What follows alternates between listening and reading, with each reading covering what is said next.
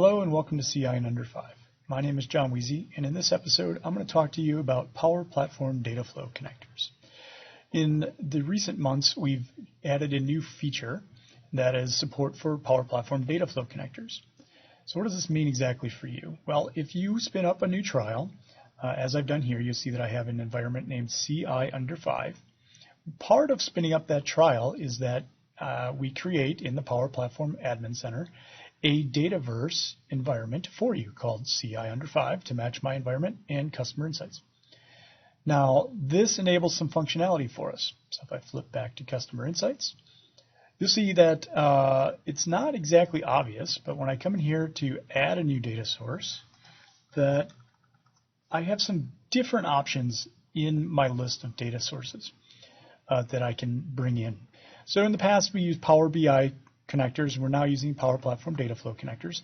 It gives us some new connectors like Google Analytics for Google Analytics v3, soon to be supporting v4, and Fire and a few others, and a number that are in the works. So you'll see many more connectors become available.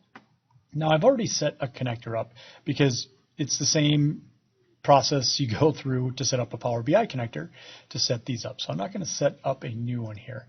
I'm going to show you the one that I have. It's no different. The only difference is that as part of the setup process at the very end, you will be asked to set up refresh settings.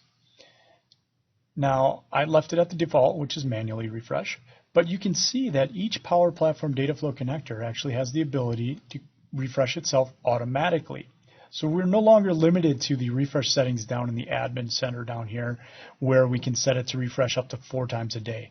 And that's the entire system. Now we can actually set each individual connection to refresh on a schedule, and that schedule can be as little as minutes. If you have, say, a data set that is very small but is updated frequently, you might be able to do it in minutes.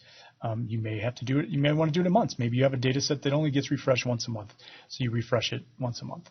So you can set each one individually.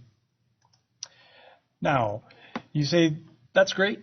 So I now have Power Platform Data Flow connectors. I can refresh them individually, but I don't have a trial. So what about production? Well, the good news is if you spin up a production environment, you will also get a Dataverse environment created for you in the Power Platform Admin Center with all the licensing that you need to do that. If you have an existing environment and you'd like to move to Power Platform Data Flows, it's very easy. You come up onto your environment, you click the Edit button, and you point it at your Dataverse. So you would have to have your own Dataverse environment. But if you do, you can point this at that Dataverse environment, and that's it. You now have Power Platform Data Flows.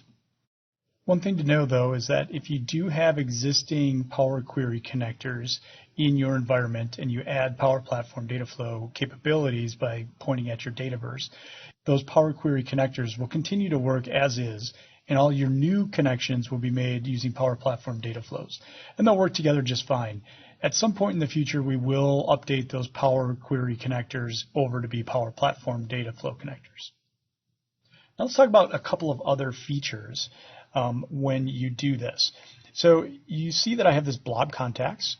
If I switch to the Maker portal, so if I switch over to make.powerapps.com, and again in my CI Under 5 environment you see up here on the right, and I go to data flows, you'll see that that data flow that I had in Customer Insights is actually also here in the Power Apps.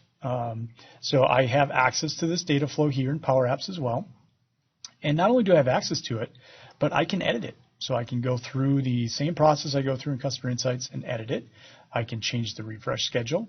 And all of the information that I'm changing here gets pulled through into Customer Insights automatically, instantly. So we're changing the settings in the same, it's all the same backend for the data flow. So that's really cool. Now the last piece is a piece that I'm going to do a separate video on after this video, and that's gateways. So one of the major requests has always been, how do I get access to on-premise data? Well, that's through data gateways, and Power Platform Data Flow Connectors enables that for us.